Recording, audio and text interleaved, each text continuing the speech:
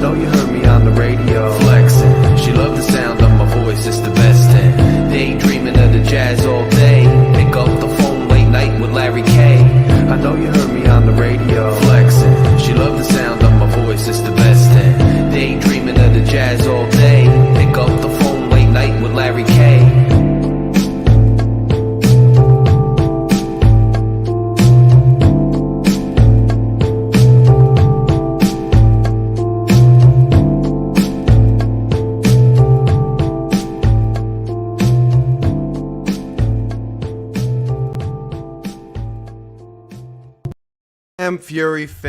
Fury fam, welcome to another episode of Phin-Addict Fury with Larry K. I'm riding solo today just to sit and talk with you about our Mad Monday, man. What on earth happened? We were flying high.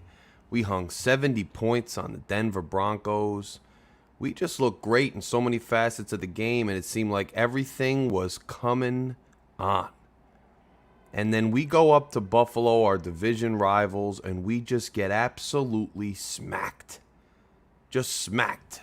John, what's up? Emilio, what's up? Adam, I saw you in here. What's up, Fury fam? How you doing, Fury fam? If you guys haven't done so, hit the like button, hit the subscribe button, and check out our memberships. We have a lot of great memberships with a lot of really cool perks for members. Join and become an official member of the Fury fam. Membership button is right down here where it says join. But guys, you know, Vic Fangio, there's two stories to this game, all right? And I've been watching some of the film, and I've been watching some of the analyses that are out there and trying to piece together what happened and what went wrong.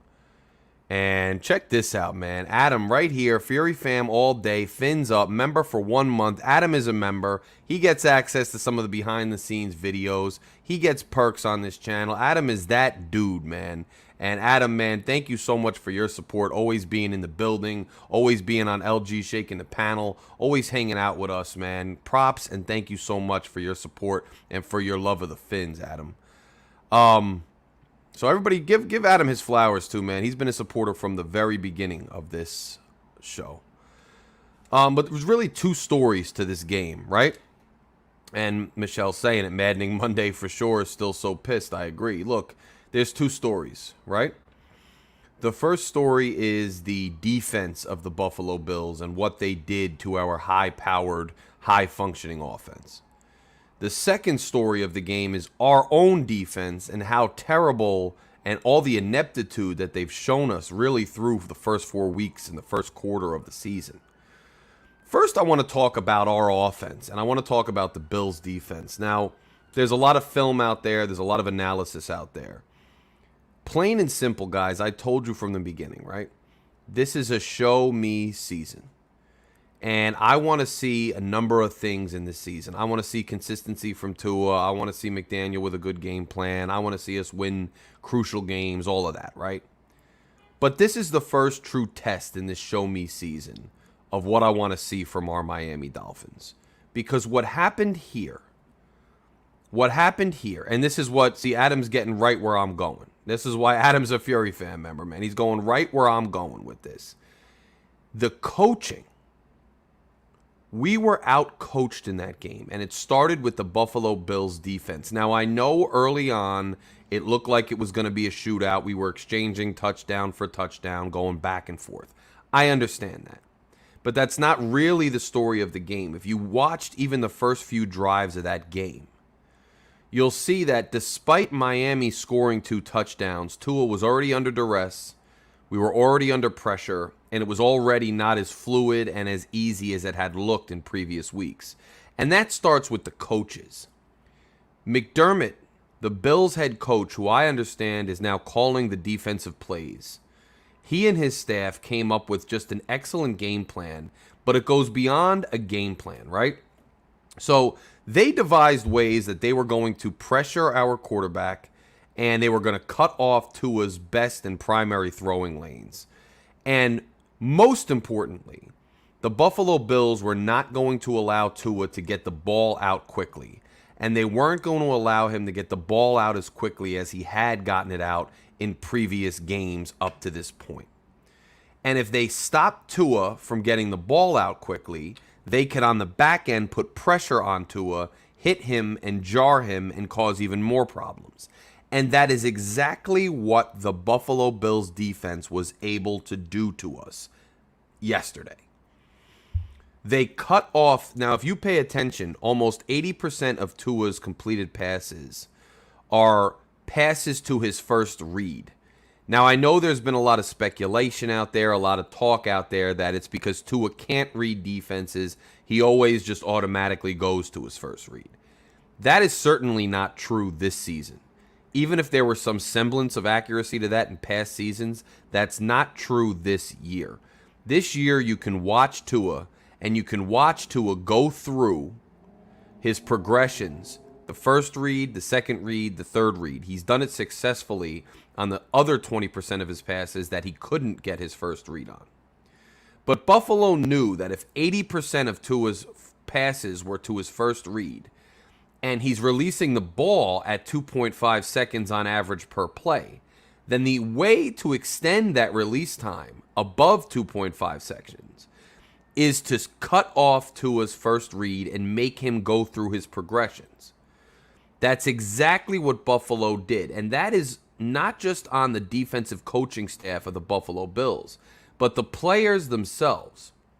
If you watch, especially Matt Milano, who had an absolute day yesterday, if you watch the film and you watch the individual players on the Buffalo defense, it wasn't just the game plan and the film study by the Buffalo staff that was a problem. The Buffalo players obviously studied their film, and they studied it intently because they knew just by the motions and just by the way things were going, they had an idea of where Tua's first read was going to be. And they somewhat gambled sometimes by jumping in front of those routes and cutting off that first read. But Tua, a guy who's used to getting into rhythm and in an offense that's predicated on rhythm and timing, jumping in front of that route makes Tua hesitate just a little bit. And while it's a gamble, if you have an adequate pass rush, it can cause a lot of problems for an offense like ours. So this was kind of a perfect storm. Early in the game, and John, I hear you. And Raph, what's up? John, I hear you. And Adam, I agree with you. Look, early in the game, Buffalo was jumping these routes and taking away Tua's first read.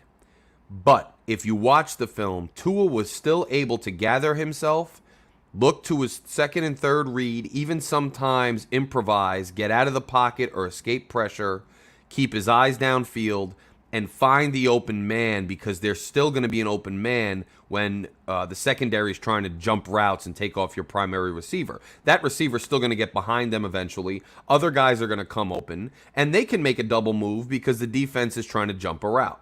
And in the first two drives, which resulted in touchdowns, Tua was able to go through his progressions, and he had enough time to find his open receivers. But you saw it was going to be a tough day for our team.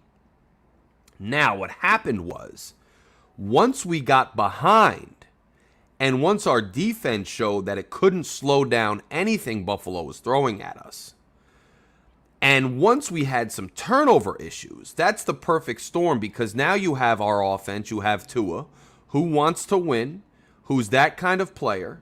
Now they're cutting off his first reads, which, remember, are usually 80% of his completions.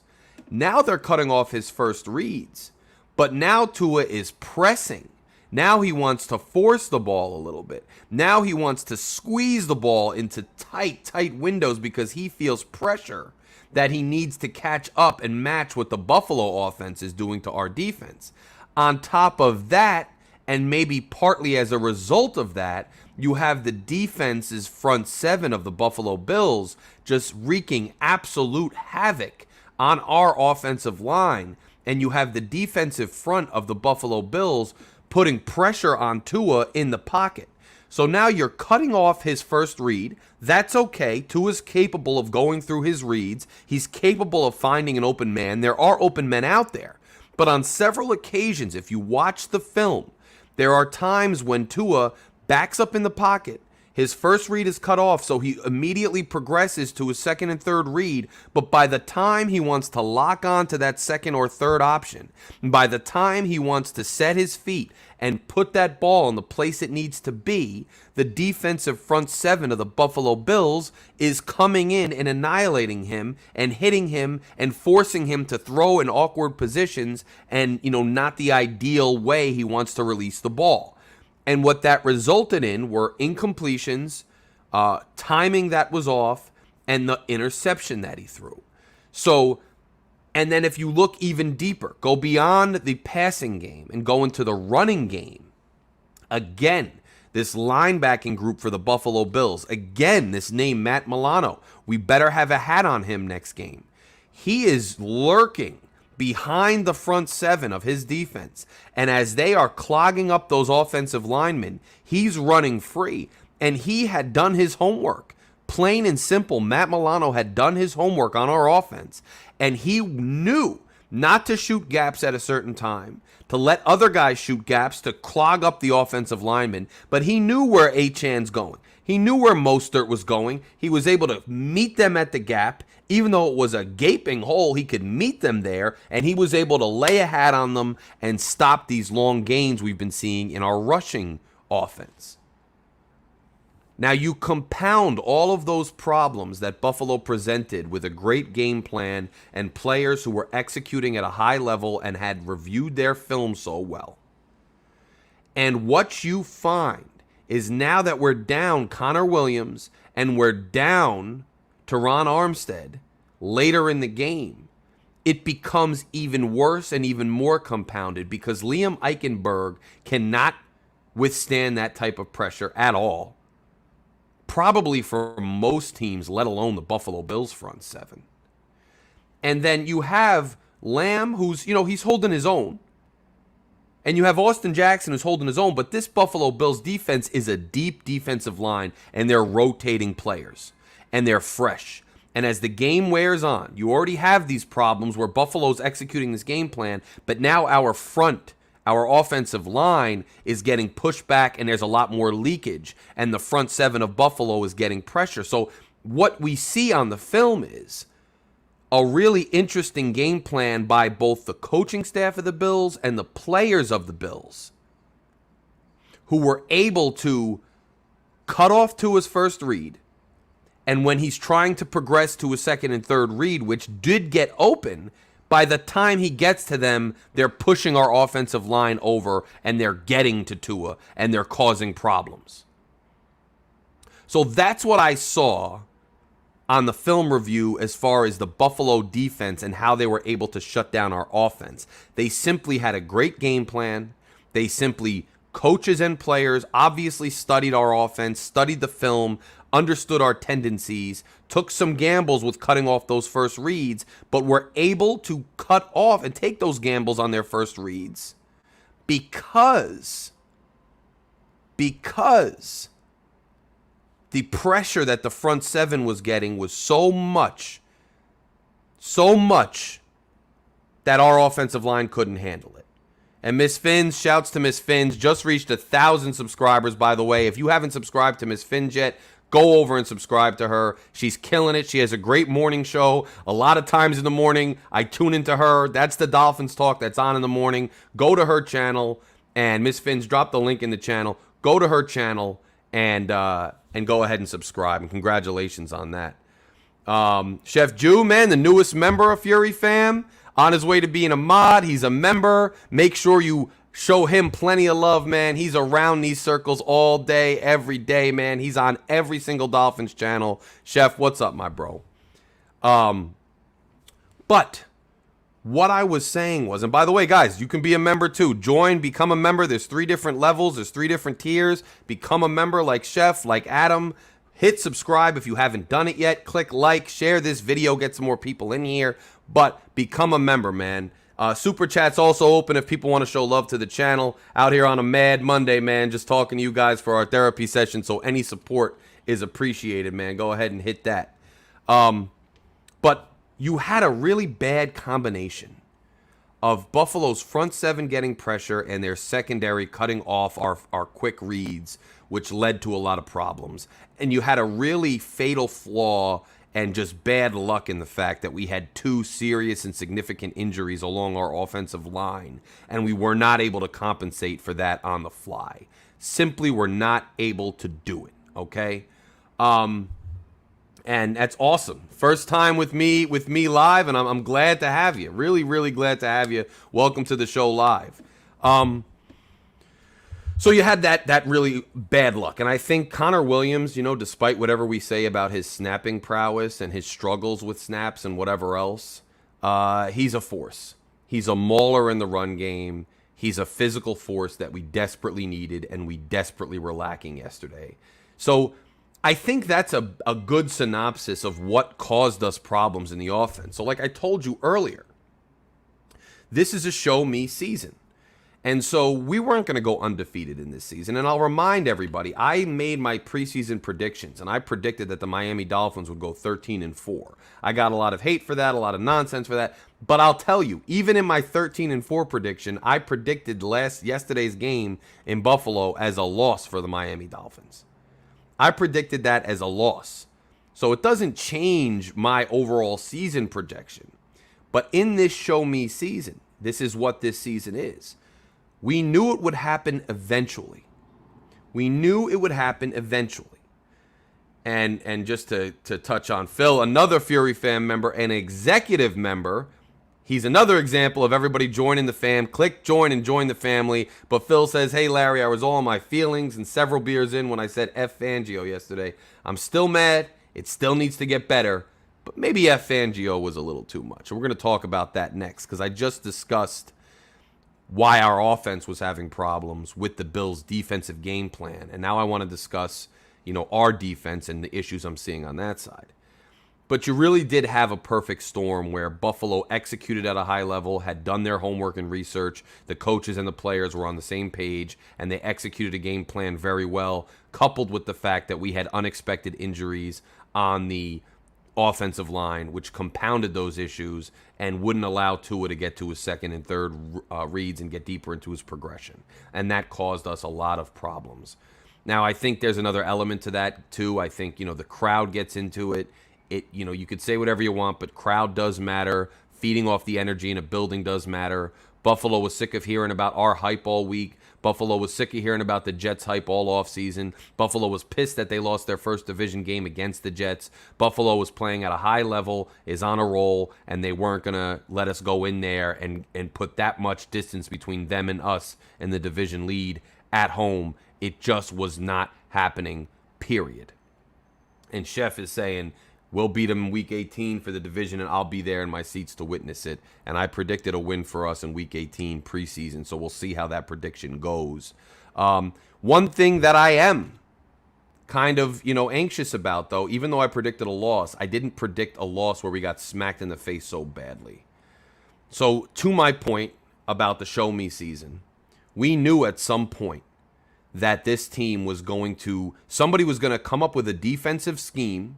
Somebody was going to come up with a defensive strategy, and with that defensive strategy, they were going to be able to slow down our offense, and they were going to find a way to stop us. And the NFL is a copycat league, so we already know that other defenses are now going to see what the Bills did, and these other defenses are going to try to use and emulate exactly what the Bills did to also slow down our offense. Now, not every team has the horses on defense to be able to do that, right? They're not going to have a deep front seven every time that they can rotate. They're not going to have talented secondary players that can jump routes and still win that gamble with our receivers going downfield. But when you have a quarterback who doesn't want to get hit, who we don't want to get hit, who prides himself and operates an offense by using quick reads and quick passes, and you slow down that progression even a little bit by taking away the read, and you cause him to have to go deeper into his progression and hesitate, you're going to have issues. Now, not every team's going to be able to do that to us. We have the Giants, we have the Panthers. Now, in theory, on paper, we should win both those games, but that's why they play the game. We're going to see what happens. We need to take care of business with them, that's for sure. But here's what I'm waiting to see in this show me season. I want to now see, because we knew it was coming. We knew somebody was going to figure out what we were doing on offense. Somebody was going to write the blueprint on defense to stop us. Now, how do we counter? How does Tua and McDaniel, how do they counter, especially McDaniel, how does he counter what the Bills have just done to us, right? If teams are going to try to jump a route and take away our first read and put pressure on the quarterback, do we add an extra blocker to help protect? Do we put a back in the backfield more often to pick up the pressure? Do we put a back to pick up the pressure and tell Tyreek and Waddle, look, they're going to jump your route, go long, go deeper into the middle of the field, Tua, hesitate, pump fake, freeze that defender, and then throw it over his head? There's a lot of things we can do.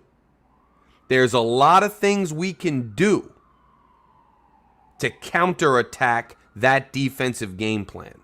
It's very feasible because when you gamble by jumping a first route, and you bring what you bring, we are going to have guys open on a double move, on a second move.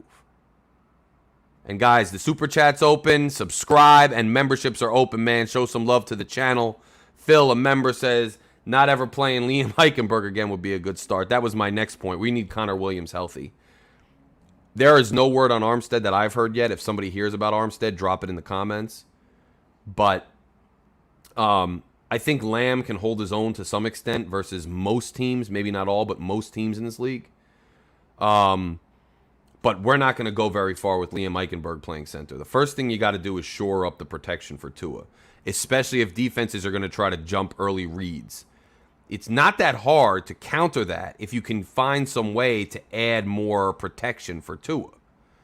If you keep a back, I'll say this. The coaching job went beyond just McDermott out-scheming McDaniel and figuring him out and McDaniel failing to be able to adjust. And I don't even think it was all on McDaniel by that point because by that point our offensive line was so roughshod, just not in good shape, that I think it was hard for anybody to adjust, But you're going to have to add protection. One thing that I think added to the coaching mismatch why we lost, I didn't like, we're running some third and short plays, and we got an empty backfield, and we're throwing the ball on third and short when we've been able to run the ball excellently. Achan's been great running the ball. I don't even know what his average yards per carry is, but it's got to be up way over 5. And you don't bring in a fullback, or you don't put a running back in there to try to run the ball. On top of that, you throw the ball, but you don't have any roaming protector in the backfield to pick up pressure if they get through the first line of defense. That's just poor offensive coordinating by McDaniel. And I'm not going to go on some crazy rant that McDaniel sucks or he's a fraud or anything else, but I do want to see him adjust. And he failed to adjust adequately in that game. You got to bring in an extra protector. You got to find ways to get people open after they jump the first route. And we can do it. We can 100% do it. We just got to execute it. Now, the second aspect of the game, and this is what everybody's talking about, and but it's not one-sided, right? It's the defensive plan of the Bills, our offensive line woes, and then it's us on defense, which is what everybody wants to talk about, which I understand why, and we should. We got taken to the woodshed on defense against the Chargers. Just obliterated in the run game especially. Just obliterated. And Laker says, I want to see you and TD do a show together. We did a couple when I was on his channel, man, and then there's a little excerpt on this channel where he and I were going back and forth about Tua last year. But TD's my dude, man. TD's my dude, and he kind of helped me get my start. So anytime TD wants to hop on here, I want to hop on there, man. We're open to it, obviously. And he did a show with In the Blender with Shake. He was in the blender, too, and we interviewed him. So good stuff with TD, man. And Chef says, I agree with you, OG Larry K. And Chef, man, I appreciate it, bro. Respect for that. Respect. So the defense is the other part, right? And we just were obliterated against the Chargers. Obliterated in the run game, obliterated, and we were obliterated against the Bills. I mean, we couldn't stop anything. And one thing I found especially interesting was, and I remember because it's always seemed like Xavier Howard and Diggs are going at it. And sometimes Diggs gets the best of Howard, and sometimes Howard gets the best of Diggs, and that's not game to game, that's play to play. And we've always seen that happening. And so some speculation was out there in message boards and et cetera, like, did X not care? Was X not hungry enough to try to get the assignment? That's not the case, apparently, because apparently members of the media talked to Xavier Howard, and Xavier Howard said, no, I want to make my money going up against the best on the other team. I wanted the assignment going up against Diggs. But the way the scheme was, the way the game plan was, I was on my side, Cater was on his side, and that was that. That's on coaching. That's on this, vaunted Vic Fangio, who's the highest paid DC in football, who we all wanted, who we all celebrated about. That was him. That was him. He wanted Kohu playing on that side. Now, if we had Jalen Ramsey, it's a different game. Then again, I've heard ad nauseum from Bills fans, and it's true if you look it up, Diggs has also beaten Ramsey regularly. But I don't care. I'd still rather give a fighting chance by having Xavier Howard or having Jalen Ramsey on their best wide receiver and one of the better receivers in the league than Kader Kohu, who, by the way, I think is a good player. I think is a nice defensive secondary player. I think he's an up-and-coming kid. I think he's got a lot of potential. I like him as a piece, be that a starting slot, a starting perimeter who doesn't draw the best of the other team, or a depth piece. I like him, but he didn't belong shadowing or staying on one side with Diggs just abusing him all game. And the fact that Fangio couldn't adjust to get Howard on him is a coaching error, big time. And there's no way around it. And I know somebody posted in there that Doug said, Fangio just doesn't have his player. Bro, I don't care. I don't care, because this is a show me season, right? NFL teams have limited windows. NFL franchises have limited windows to win championships, because eventually your salary cap gets inflated, guys get older, they fall off a cliff in 1 year, and you barely see it coming. You have a limited window to win championships in this league. If Vic Fangio was not able and is not able to utilize the talent already on the roster defensively to have an impactful defense this year, then that's a failure of McDaniel and Ross and Greer in hiring him. If it's going to take 2-3 years for Fangio to build his defense, by then McDaniel's offense will be declining. By then, the salary cap will be biting us in the ass. So I don't want to hear that he doesn't have his players. If he's such a good coordinator, he can make something happen this year. Now, I'm not saying that he's going to be lights out this year. I'm not saying the defense has to be top 5 or even top 10 this year. I'm not saying Fangio's got to be the greatest coordinator ever this year without his guys. But I am saying that when you're faced with a conundrum and you're getting sliced and diced up every single which way in the running game, in the passing game, everywhere, you got to take the guys you have, and even if it's not conventional, and even if it's not what you're used to, and even if it's not the ideal setup that you want, you've got to take the guys you have and make something out of it. Find a way to succeed and be borderline competent with the guys on the roster. Because this season cannot just be another, we'll get him next year season. We need to be making a run starting this year. You got a couple more years. He can get more players. If you look at McDaniel, Gesicki went and he was shipped away, and I was mad about it at first. But now you look at Smythe and you see how McDaniel wants to run his offense with more of a power running game, even a speed power running game / and you understand what he did. But he still had to play last year, and he still got to play this year. I mean, and that's just period. And Chef says, as a defensive guy, I'll cut the defense some slack because they're learning the system, but they have to learn fast and get it together soon. Yeah.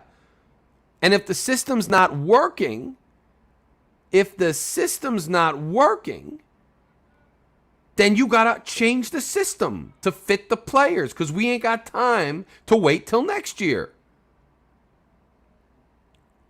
And John says he agrees. You're making $4 million. Do something with it. Max, shout out to Max, says there's overpaid players we can't let walk. We can let walk. But the problem is, see, Max says they're overpaid players we can let walk. But that's not how it works. When you cut certain players, their cap hit is dead cap because of the way you structure deals. You might give a guy a bonus when he first signs, and it doesn't hit the cap that year, but you still have to account for that bonus over the course of the contract. Because otherwise, you're straight cheating the cap. So if you pay a guy a lot, even if it's up front, the way you structure the deal matters. And some of these overpaid guys that you think we could just let walk, if we let them walk, they're still going to count against the cap. So it doesn't even make sense to let them walk because you're losing the player, but you're still paying the money on the cap. The only way out of it is to trade guys. But why would somebody trade for a crappy contract if the guy's not producing? Period. And that brings me to my next issue here. Now, Christian Wilkins was an absolute difference maker last year in the run game. And I think he's a cultural fit. I think he helps the team culturally. But you got to hand it to Grier so far with not signing him because he's been virtually invisible. And whether it's the scheme, whether it's the system, whether it's him, I don't know what it is. But he hasn't been that difference maker as much this year as in previous years. But I'm getting to another player, and you already know who I'm talking about. And Phil says, another member, I'd be interested to know if there was a Roquan Smith type linebacker available for trade. These two guys couldn't shed a block to save their life. I was actually thrilled to see Duke Riley get some play. Let's talk about the linebackers. Let's talk about the linebackers. Okay. Bradley Chubb, as of right now, maybe, and I know he's made a couple mistakes, and he's made a couple good picks too, Grier, and he's made a couple bad ones, and he's made a couple brilliant moves, and he's made a couple not so great moves. I think that the rush to sign Bradley Chubb last year, because we were rolling to an extent on offense, and the Dolphins really thought that we were going to make a Super Bowl run. And they thought, especially with Boyer as defensive coordinator and the way his defense was, similar to Flores's, they thought we needed desperately, and we did, we needed desperately a really good franchise-level pass rusher, and we needed him now. We needed him last year. And they went out and got Bradley Chubb for a first-rounder, and they're paying him a bunch of money. And the guy is playing below Phillips and Andrew Van Ginkel when he's on the field. That's a big problem because that cap space is going to be eaten up whether you cut him or not. Whether he sits the bench or not. And he's not making an impact that matches his cap hit. And that's devastating. When you look at this team and you look at who's producing and what they're producing on defense, I don't care what you say. The starters on Sundays, when everybody's healthy, should be Phillips on one side and Andrew Van Ginkel on the other side. If you want your two best playmaking pass rushers on the field at the same time, that's the two. And Bradley Chubb's great coming off the bench to keep fresh or like as a depth piece. But the problem is you're paying Chubb so much money, you can't do that. But you better do it. Because if you want to win games, you need your two best on the field at the same time. That's Andrew Van Ginkel and that's Jalen Phillips. Now, early, they were trying to play Andrew Van Ginkel on the inside just to get him on the field. I get it, but that's not really his position. He's an outside linebacker. So what are you going to do? Now, this is the real problem. You have good outside linebackers because you had Andrew Van Ginkel. But Grier was going to let Andrew Van Ginkel walk until Fangio got here and convinced him to stay. And Andrew Van Ginkel may still walk after this year because he's going to be getting offered money elsewhere because he's an impactful player. And impact players in the passing game that disrupt the passing game in this league are at a high premium. What we should have done last year, which is what my colleague Shake Money said, which is what a bunch of fans were crying for and a bunch of media people were speculating about, is we should have gone out and gotten Roquan Smith. Then we would have had Andrew Van Ginkel. We could have locked him up long term. We would have had Jalen Phillips. And we would have had Roquan in the middle.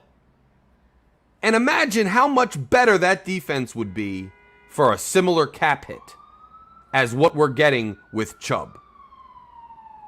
The Chubb move so far has been one of the biggest mistakes of Grier's career and tenure here.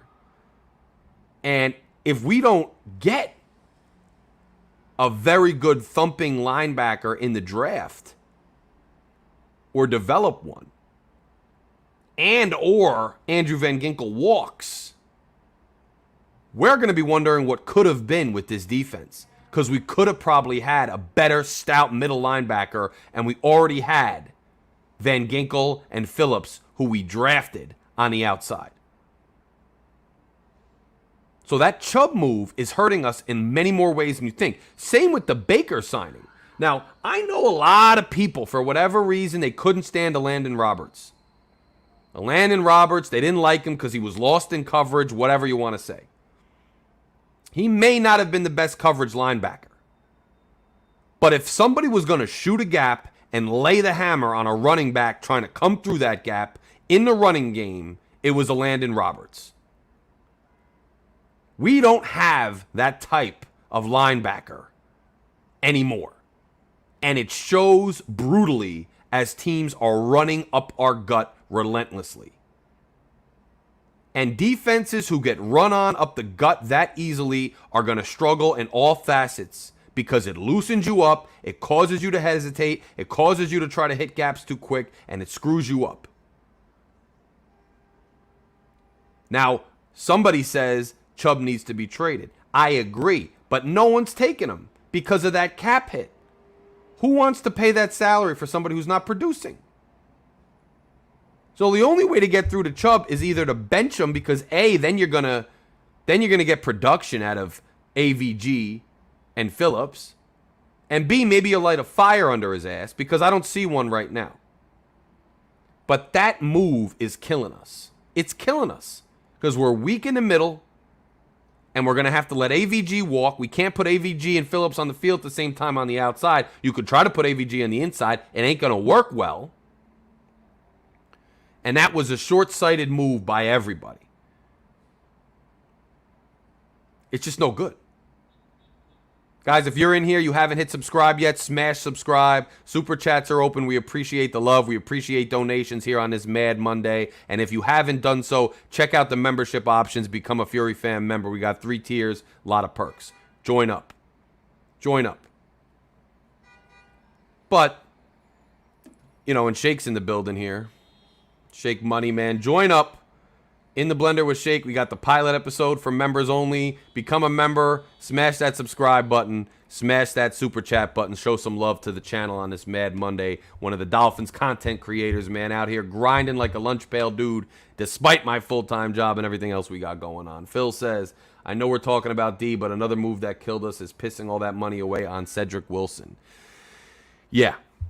Cedric Wilson, we overpaid for him. We didn't know Tyreek was going to become available, but I think said that we can get out of that contract relatively sooner because when we cut him, he's not going to have as much dead cap space in another year or whatever it is, or maybe even after this year, whereas Chubb's dead cap space is going to haunt us. We can't do anything with him.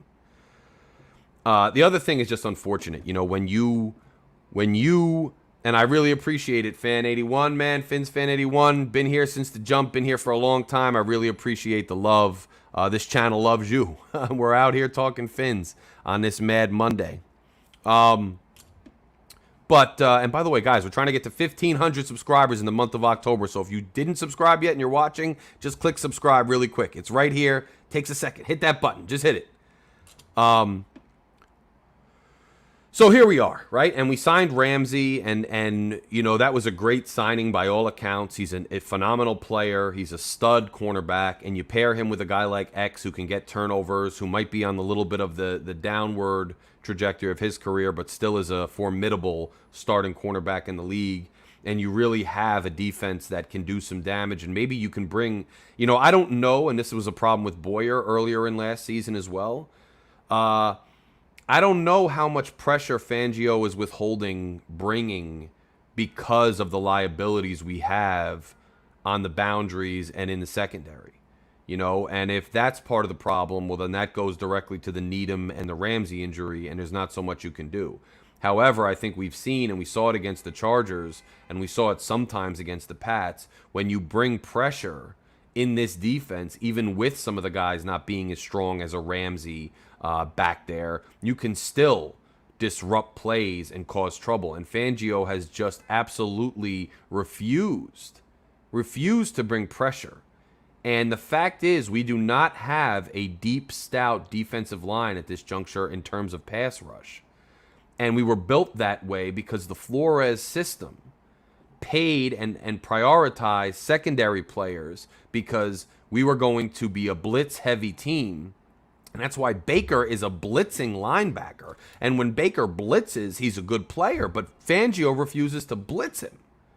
And he's not a shoot the gap, stop the run type guy, and he's not a good coverage guy. He's a blitzing linebacker. It made sense when you had a defense which relied on a high-paid secondary to clog it up and cover it so that it gave time, or even you didn't need time because everybody was going all out on a blitz. But it doesn't make sense when you're not a blitzing team because now you're not deep enough in the front. And your front four sure as hell is not a pass-rushing front four the way they should be to be able to get pressure. So when you have a defensive personnel that's predicated on pressure and you're not bringing or dialing up any pressure, you're not going to play very well. And that's what you're seeing. So these linebacker moves really hurt the Dolphins. They really hurt the Dolphins, these linebacker moves. And it just is what it is. And Chef says, I'd rather trade for Aaron Donald right now because we don't have no pass rushers right now. And it's true, we don't.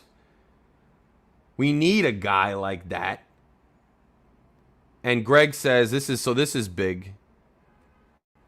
This is big. Armstead's expected to play again this season. So that's great news. But I don't even love that, description of the timeline. So, he's expected to play again this season. What does that mean? Is that like a Ramsey? We're going to see him in December? Or do we have a chance to see him in November? Because that's a big difference. But I will say that, look, with the way the schedule shapes up, the way Lamb has been in his relief of Armstead up to this point, if Armstead could get back for the playoff push time of this season and for the playoffs itself, that's still really good news for Dolphins fans. That's still really good news. So let's hope that it's sooner rather than later for Armstead, and let's hope Lamb could do his job in the interim. It still hurts. If you saw how good Armstead was against Denver, you watched the film of how he runs this offense, he's very good. And Chef, is he back at practice or is he back playing? Because if he's back playing, that is huge news if Needham's back playing this week. Huge news. And I share this sentiment here, though. What about Connor? We cannot rely on Eichenberg. Maybe they were somewhat right on Austin Jackson. And again, he's still got to show me through the whole season. But Eichenberg has been an abject disaster. An abject disaster. At every offensive line position, they've tried him at tackle, guard, center. And he has not been good. We need Connor back.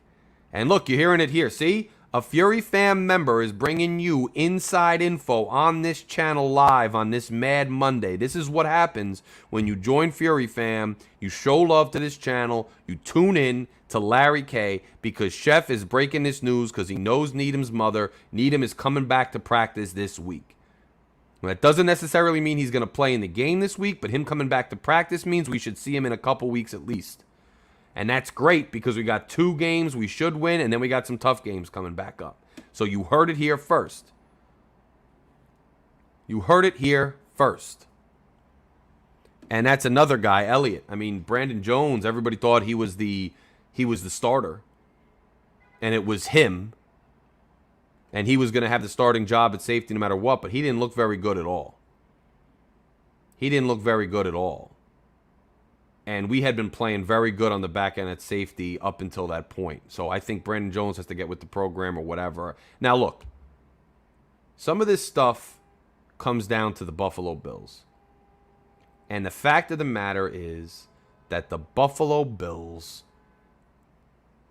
Shout to Laredo, Texas, man. JC Texas Art, bad rep, man. If you guys are in here and you haven't subscribed yet, what are you waiting for? Hit subscribe on Mad Monday. We're all Dolphins fans. We all spread the love. We all support each other. Hit that subscribe button right here. It takes a second. Just while you're chilling, while you're watching, sipping your coffee, sipping your brew, whatever you're doing, typing your messages, hit subscribe. We're trying to get to 1,500 in the month of October. Smash subscribe. And remember, memberships and super chats are open. We appreciate any support we get on the channel. Keep the StreamYard running. Keep me having the time to sit down with you instead of doing some other things. Anything is appreciated on this channel. So look,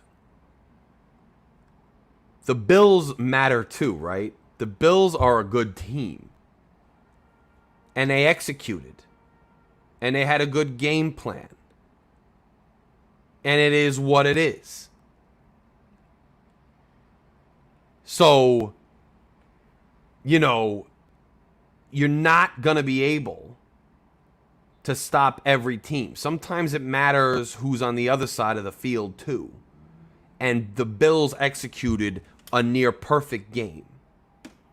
Now, that's not going to happen every week.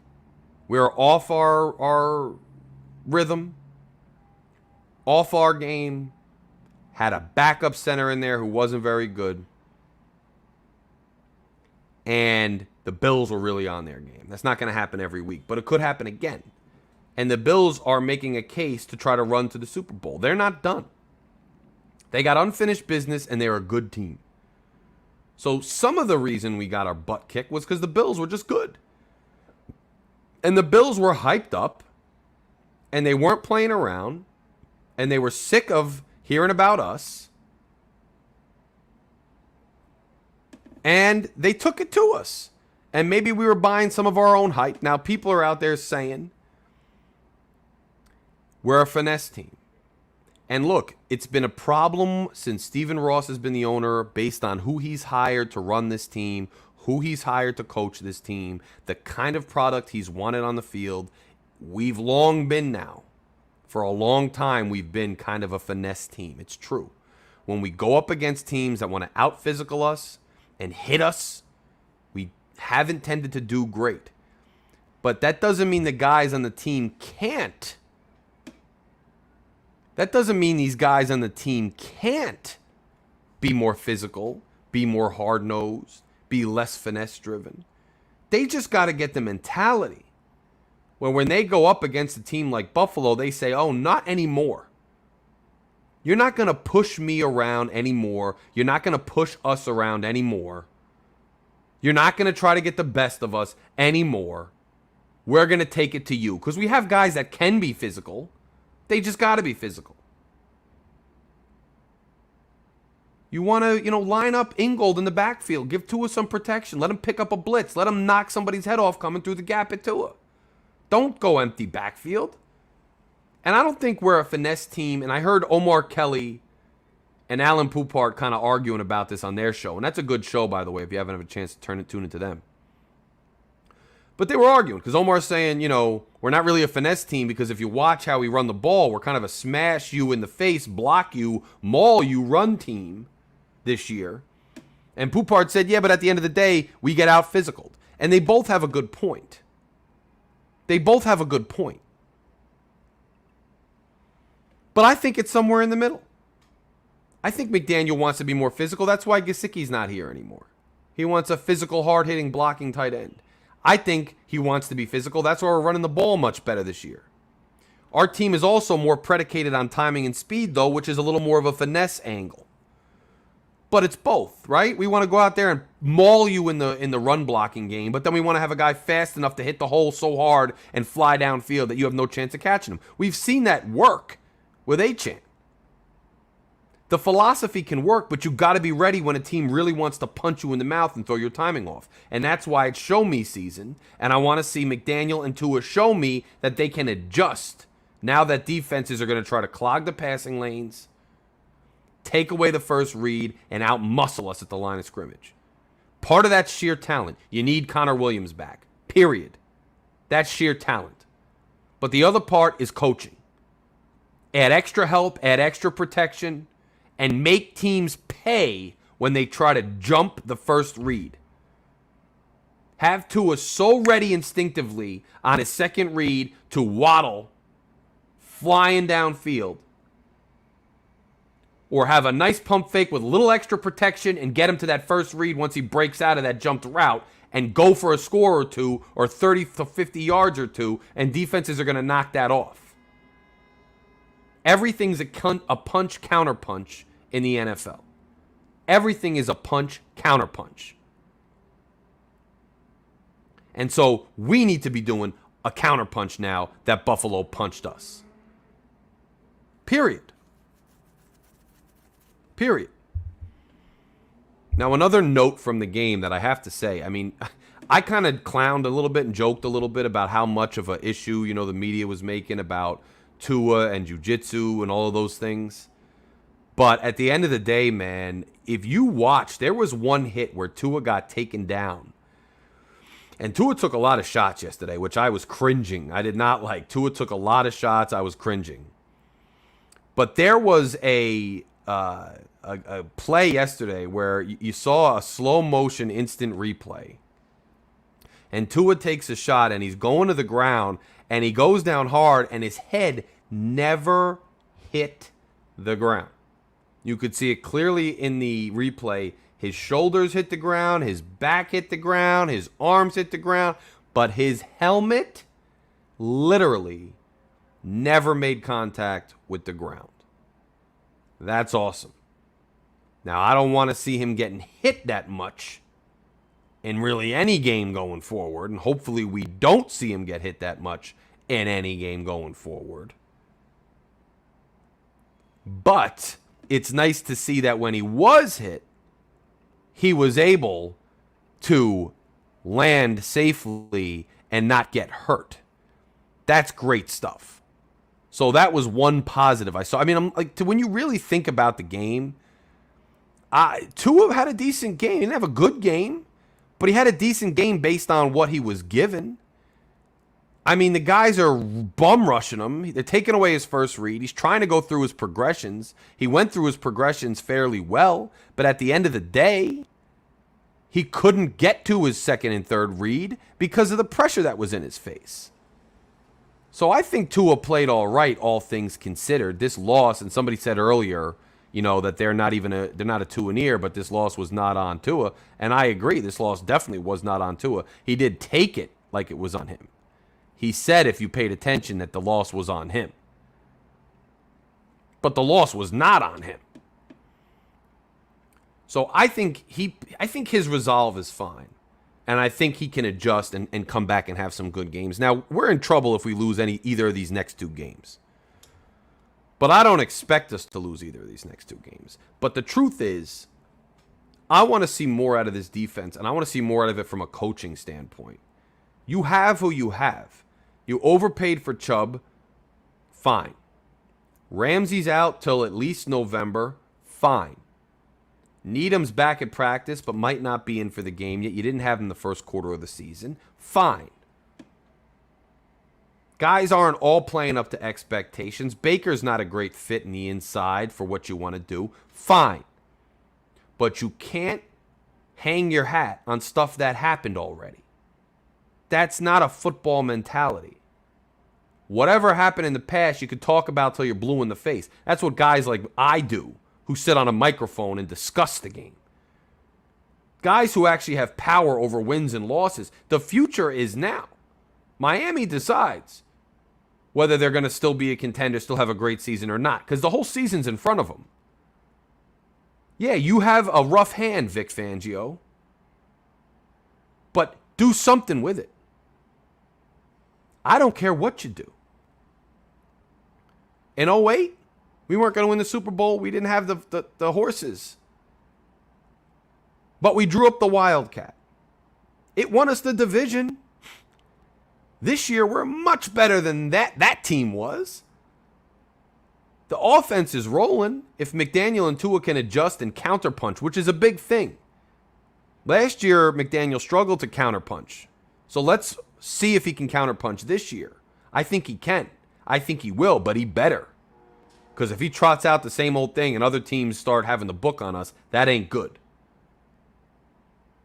But as assuming McDaniel can pivot and counterpunch, assuming he can adjust, and the offense is still rolling, all Fangio's got to do, I don't care how wacky it is, draw up something that's somewhat competent.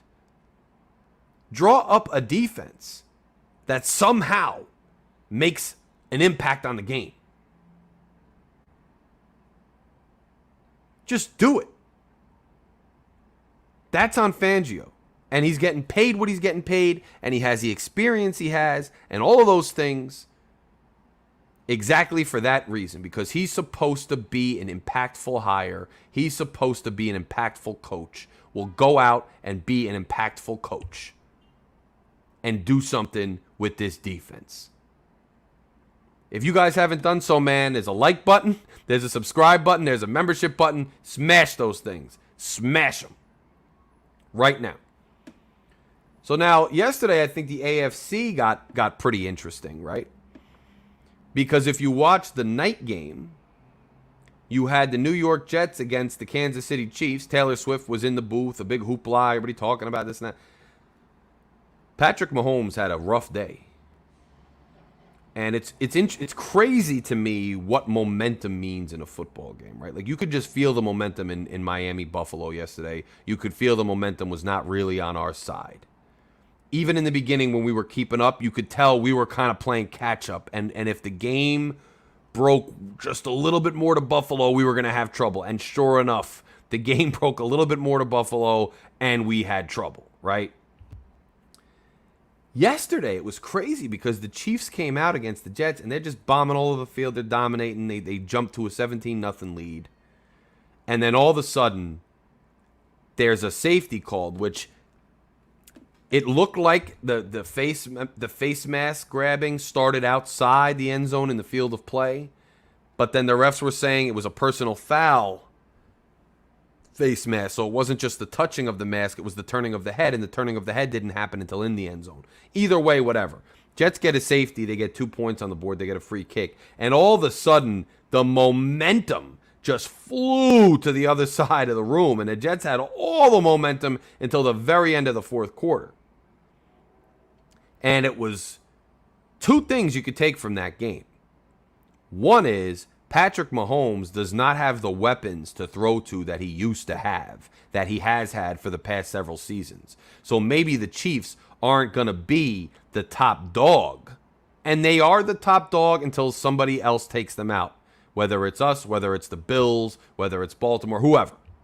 But for now, they're the top dog. But I'll tell you, there looked like there were some serious vulnerabilities in Kansas City for the first time in a while. Mahomes had a bad day, and that shows that different quarterbacks can just have bad days. But he didn't have a ton of weapons. Guys were dropping balls. You know, there was a lot of problems out there. Guys weren't getting open. So, Ricardo Green says, you said yesterday it would have been different if Jalen had covered Diggs. Diggs smoked Ramsey last year. So, Ricardo, thank you for the donation. Thank you for the comment. I mentioned that earlier. Look, I said, to answer your question, look, whether Diggs smoked Ramsey, which by all accounts I can tell he smoked Ramsey, I'd still rather go to bat with a guy like Ramsey on Diggs than a guy like Kohu on Diggs. I still would have rather gone to bat yesterday from a defensive standpoint, from a defensive coaching standpoint. I still would have rather gone to bat with Xavier Howard shadowing Diggs. Even if Diggs wins 2 out of 3 of those battles, even if he wins all those battles, whatever, at least I'm going to bat with my better corner against the best receiver on Buffalo and one of the best receivers in the league. We went up on Diggs with our lower tier cat. And I like Kohu, but he can't do that. So that's my only point. But I hear you, and I really respect the donation and the love for the channel, Ricardo, and I appreciate you coming by. You know, look, the Chiefs have a vulnerability, and maybe the Bills exploit it, you know, but they didn't look like they were infallible yesterday. But another thing you can take away, which is scary for Dolphins fans, is that the New York Jets, this is the second time when their stadium was electric, when their fans had their back, when they were feeling themselves in a primetime game, that they were able to lay the wood as a defense on a really good team. And they almost beat the Chiefs. But what's even scarier than the defense, and look, he still fumbled the snap and lost the game.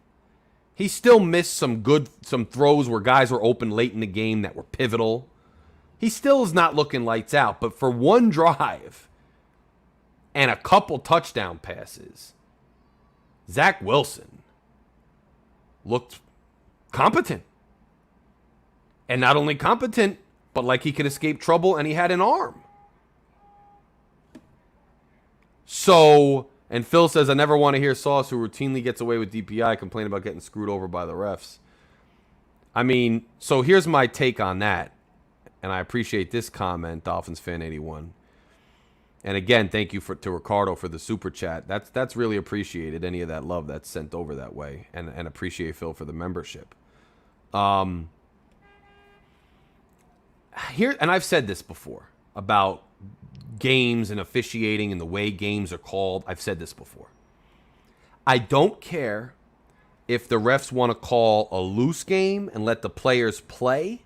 Like, we'll let you get handsy. We'll let you do what you're going to do. We're not really going to call it. And I don't have a problem if the refs want to call a tight game.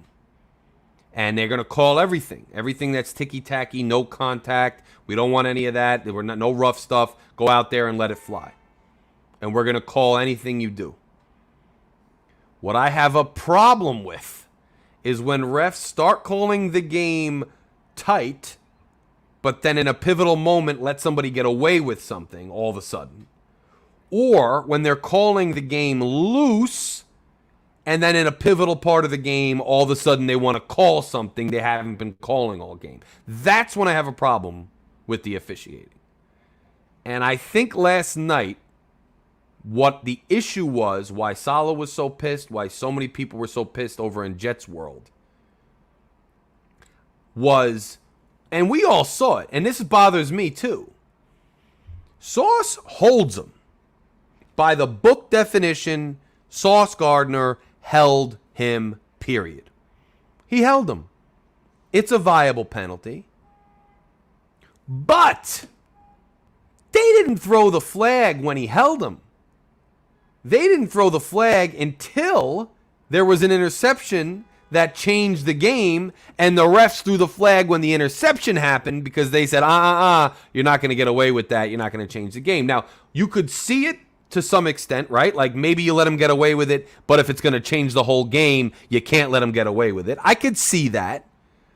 On the other hand, if you're going to call the penalty, you should just call the penalty when the penalty happens. Why are you waiting to see how pivotal it was before you call it? And if Sauce was doing that all game and getting away with it, why don't you call it on him earlier so he knows the parameters of the game? Why did you wait till the most pivotal play to call it? There's a lot of conversation there. Now, was the thinking of the referee in that split second that the reason the defensive back was in position to make the pick was because of the hold? He slowed him up enough to get in front of it? Maybe. And that's legitimate. However, Mahomes had a bad day, and that was another bad throw by Mahomes. So I get why they're pissed. But Sauce does get away with a lot of things. And it was holding. You know. So it is what it is. But what I'm saying is the Jets, they're 1-3.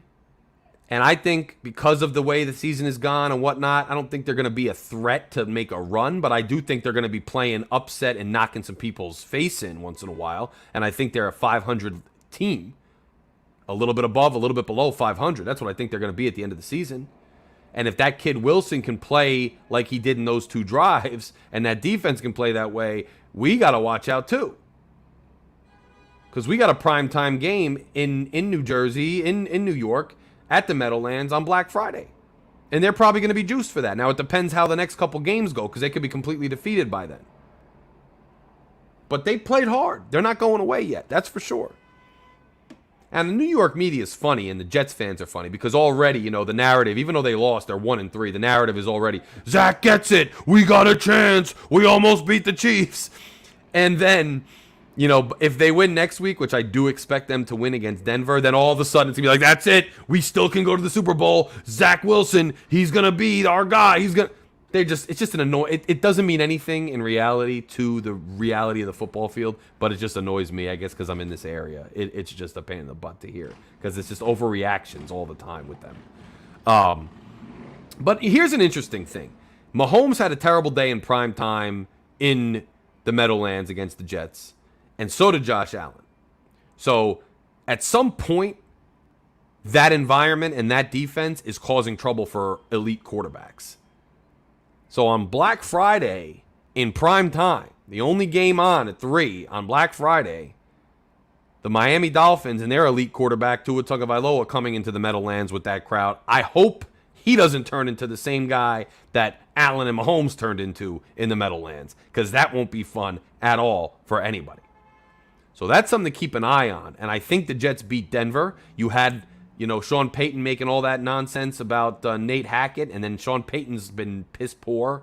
And now the Jets are going to have a chance to go take a shot at him. They're pissed off they lost to the Chiefs. They're feeling more confident in their quarterback. They're feeling more confident in their defense. I think they're going to knock the Denver Broncos jocks in the dirt. Let's just hope they're not feeling themselves too much when it comes time to play us again. So, I mean, shake. Funny as hell. But, you know, state of the AFC East. And now it's funny because so now let's talk. I mean, and I think, look, even though the Jets cause problems for quarterbacks in the Meadowlands, and we've seen it this year, I still think that Mahomes and the Chiefs are not as strong as previous years. Now, does that leave an opening for us? Yeah. But the problem is, we got to go through Buffalo still, and we still got to go up against the Chiefs. So here's the thing with the Dolphins in this show me season too, guys. You're going to have your pancake games. You're going to have the games you're supposed to win. Now, you had the Chargers away to open the year. Not an easy task. Not easy to go up against that defensive front. The Chargers haven't been as advertised so far this year, but it's still not easy to go on the road like that to the West Coast, first game of the season, against that defensive front, and let's face it, against that rushing attack that we were terrible against, and win. But we did it. So that wasn't a give-me game. We won it. Probably weren't projected to win it, and we still won it. Huge, awesome victory. We play the Patriots in New England. Patriots just ain't good. But you're supposed to beat the Patriots. It's more difficult because it's a division rival and it's on the road. We took care of business. We did it. The Broncos are reeling. It's the home opener. You're supposed to smack them around. We smacked them around. Good. The Bills. You're supposed to lose because it's on the road and the Bills have a very good defense and the Bills have a very good offense. However, that was the first of several show me impact generational we've arrived type games that are on our schedule this year. And we didn't meet the challenge yesterday. It's okay because you're not supposed to win. But here's the thing. If you want to show me, Miami Dolphins, that you are true contenders, that this rebuild is in its final phases and we're close to being a Super Bowl team and we can make a run and we are at the upper echelon of the league, then you can't lose every one of these impact games. So we have Philly on the schedule, in Philly. That's another opportunity. Yes, we should lose, but eventually you got to overcome what you should do and win one of these Battle of the Titans matchups. All while taking care of business with the teams you're supposed to beat. And we've all seen that doesn't always happen. So you can't at all lose to the Giants, or you can't at all lose to the Panthers. While you're at it, you better take care of those teams, and that's not a walk in the park. Any given Sunday in the NFL, that's why they play the games. But you got a chance to go up against Philly. That's another statement game. That's another show me you've arrived game. Then you got the Chiefs in Europe. That's another show me game. We've arrived game. You got Dallas on Christmas Eve. That's another opportunity to put the league on notice. We've arrived. You've got Buffalo at home the last week of the season, and who knows what kind of playoff scenarios are going to be at stake in that game. You've got to show me. What are you going to do in that game? So that's the first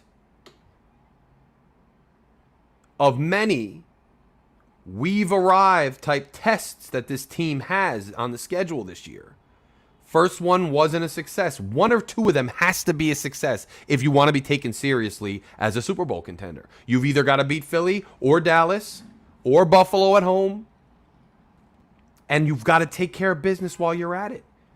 You got to beat the Chiefs in Europe. You got to do one of those things.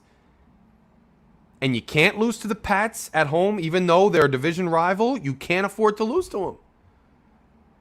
And you can't lose to the Jets without Aaron Rodgers. Even though that's not going to be easy, especially on the road, the way the Jets are playing elite quarterbacks in the Meadowlands. But you can't do that all while you have to take down one or two of the big teams on your schedule. So far, we've had 4 tests, one of which was one of those pivotal games. We have succeeded in 3 of our tests and failed in 1. But the one we failed at was the real statement game. That's okay.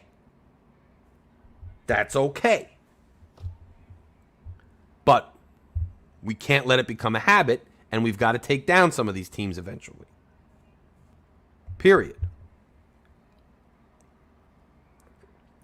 But if you want to look at an example of how a team can bounce back, and sometimes these losses happen. We lost to the Buffalo Bills, who are one of the best teams in the league, on the road in a tough environment.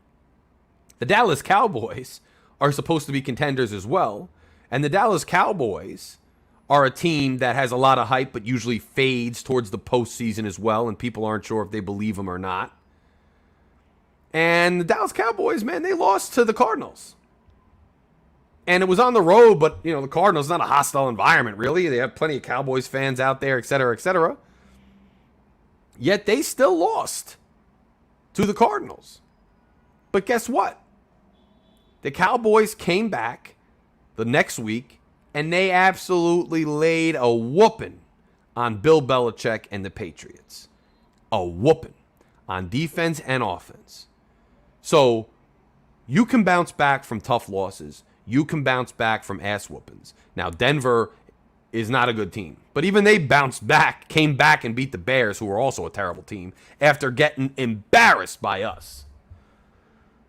So you can come back and you could make a statement and you could get back on a roll. This is the NFL. No team has gone undefeated since 1972, and we all know that. So no team is going to go undefeated. So whatever. We got a loss in the loss category. But it's not just any loss, because it wasn't a close, hard-fought loss that could have gone either way. We got our ass kicked. We got our ass kicked because of coaching. We got our ass kicked because of execution. So do we wake up and adjust? And do we want it bad enough? Do we want it bad enough? And do we wake up and adjust enough to get back on a roll, start taking care of business, and also be able to topple one of these serious challenges that are left on our schedule? And it remains to be seen, which is why this is a show me season. It remains to be seen. That's why it's a show me season. If you guys haven't hit subscribe yet, smash it. We're only 50 away from 1,500, and we got to get there in the month of October. It's a huge subscription blitz. If you're in here right now and you're just chilling in here, hit that subscribe button while you're at it. Takes a second. Hit it. Hit that subscribe button. Guys, check out our memberships. Join the Fury Fam officially. And remember, every Tuesday at 7 p.m., we do LG, Shake, and the Panel. It's an awesome show. We do memes, Shake goes through the memes of that week, and they're hilarious. We react to them. Greg does a crazy great intro. And, Shake does the good, the bad, and the ugly from the previous weekend. And we talk, and I do my little monologue, and then we have a panel come up. So it's a lot of fun. Tuesdays at 7. Make sure you join us Tuesdays at 7. Make sure you check back onto the channel. Click subscribe and make sure you get alerts because we have content pop up every now and then. I do a post-game little video almost every week. I hop on here and do stuff like this when I can. We have a Thursday preview show that Shake does with Lucci, who's another executive member of the channel. We have behind-the-scenes content for members. We're going to have executive chats with the executives just to see what they'd like to see more from the channel and from the shows. So this is a channel that's, it's a Fins contributor. Are we the biggest channel? No, we're not the biggest channel. Are we the channel that I'm going to be up here 7 days a week? No, but I'm a legitimate Dolphins fan who understands football, who can hang with you guys and give you Dolphins content that I don't necessarily think you're getting from any other channel. So please join up, become a member, smash the subscribe button, and kick it with me. And Phil, thank you, sir. Thank you for being an executive member, man. You make it possible for me to hop up here and do this stuff. I really appreciate it, and I appreciate you weighing in and keeping the conversation going, my brother. So hopefully I'll talk to you tomorrow night on the show, too. But it's always great to have you in the building, my bro. And Carlos says, why not bring in Josh Boyer as a consultant to assist Vic? Vic's ways are old. Sorry. I don't know that Boyer was it, and I think Flores is now Flores is not doing well in Minnesota. So look, it depends on who you have on your team. It's like everything, right? Like they always say, like life is, whatever the percentage is, it's 90%, it's 10% what happens to you and 90% how you react to it. And then there's like, you have to be at the right place at the right time. I've accomplished some things in life, even this channel and its growth to where it is. It's kind of just because, like, my philosophy is you have to put yourself in a position to be successful. But when you put yourself in that position, you're never sure when the opportunity will come along where you could take advantage of it. You have to be in a position where if it comes along, you're in a position to take advantage of it. But it may not come for a while. It may never come at all. So part of life is luck and being at the right place at the right time. You could be a brilliant football mind, but you never get the right team, the right players, the right opportunity. You could be a brilliant, writer, but you never get the break. You could be a brilliant basketball player, but you didn't, have the right upbringing. I mean, there's all kinds of things in life. And I think Flores, though, he may not be in the right situation in Minnesota. But I think he was a big reason why our defense was effective in his first few years. Like him or hate him, whatever you think of him, I think he was calling most of the defense. And I also think that all the debate about whether it was Boyer or him, 2-3 years ago when the defense was terrible until midway through the season and all of a sudden it was good again, and there was speculation that Flores had taken control of the play calling and of the scheming, and they were denying it, saying no, Boyer did it. Now I just heard Omar Kelly yesterday say that Boyer was taking credit for things he didn't do. So I gotta think now that Boyer was getting credit for the defense that Flores was running. And I don't think that Boyer was so great. I really don't. Shout out to Tory Day. He is the proprietor, the leader, the godfather of the Dolphin Den, one of the most premier Dolphin groups on the internet, on Facebook. If you haven't done so yet, join the Dolphin Den. I do my Fury Friday forecast every Friday exclusively on the Dolphin Den. You won't find the forecast on this channel. You'll only find the forecast on the Dolphin Den directly posted to Facebook. And there's a lot of great conversation. And honestly, it's a hub for other creators there. Other content creators, other Dolphins channels, they post content there. It's a great hub for creativity because Tory does an absolutely excellent job of stewarding it and running it. And he took it from its inception, just a tiny little group, kind of near when I started this channel, and has grown it far beyond that. So go check out the Dolphin Den when you get a chance. But I don't think Boyer was great. But I don't think Fangio's been good at all. So,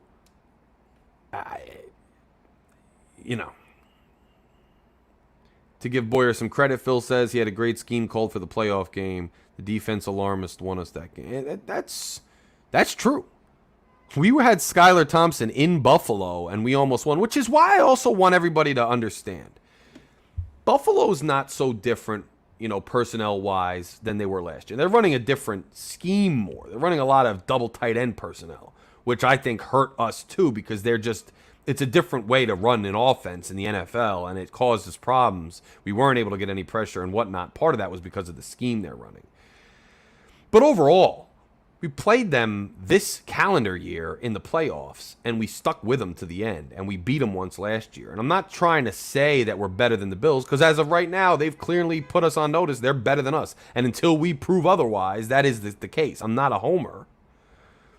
But if you don't understand that, they were had a better game plan, wanted it more, were more, honed in, more locked in, then, you just need to look at the playoffs last year and the last couple games we had with them. We are capable of competing with them. It's just, can we? Will we execute? Will our coaching be good enough to go toe-to-toe with their coaching? Will we have a better game plan next time? It's important because that's probably going to be a very important game at the end of the year. Okay? And we might have to see him again in the playoffs, which what else is new? So, you really, you got to pay attention to those things, those little nuances. We can play. We got smacked yesterday, and we deserved it with the way our game plan was. And the Bills deserve what they got. They were locked in. They had a great game plan. They executed it. All the players did their homework. But Boyer last year, yeah, he had a couple good games where he dialed up the pressures, and he really came through. Even though I'm not the hugest fan of Boyer, that doesn't mean that I think Fangio is an upgrade. And he should be an upgrade on paper. He should be an upgrade based on what we're paying him.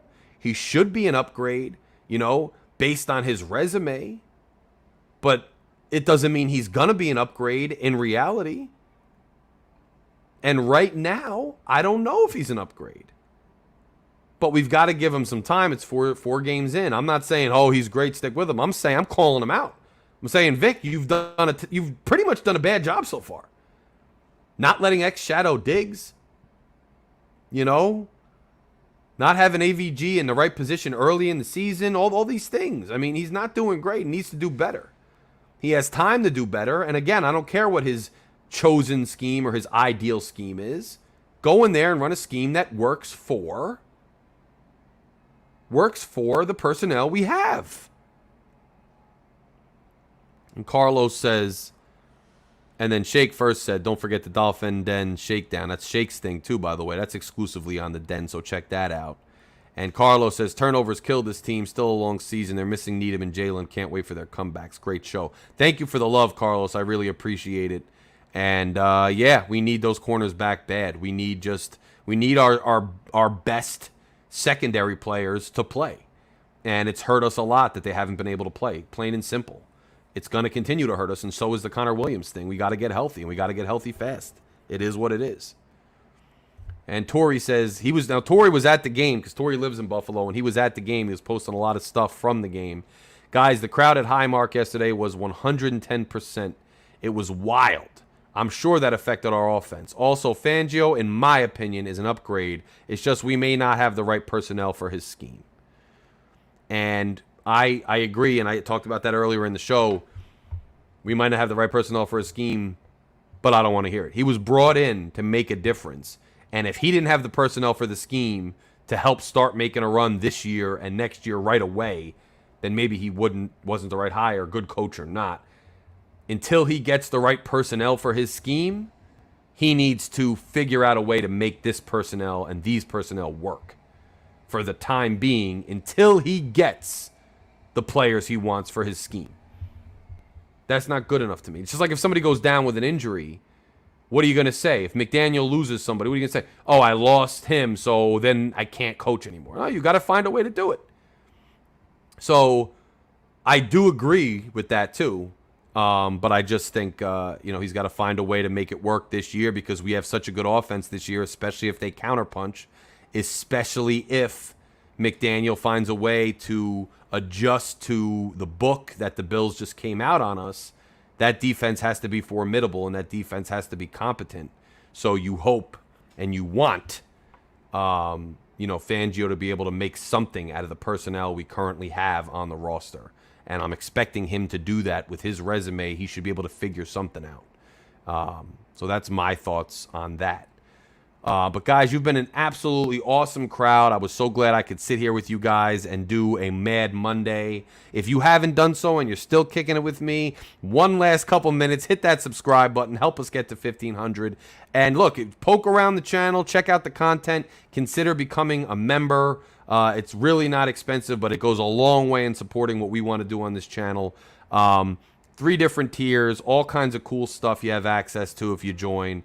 Become an official member of Fury Fam and join the movement. And smash subscribe, share the videos, let people know about the channel. And remember, tomorrow night at 7 p.m., it's LG shaking the panel. It's a lot of fun. It's a great show. So join us on there.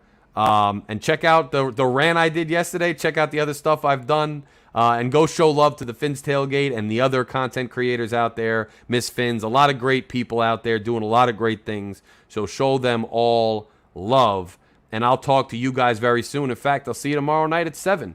So Fins up, Larry K out.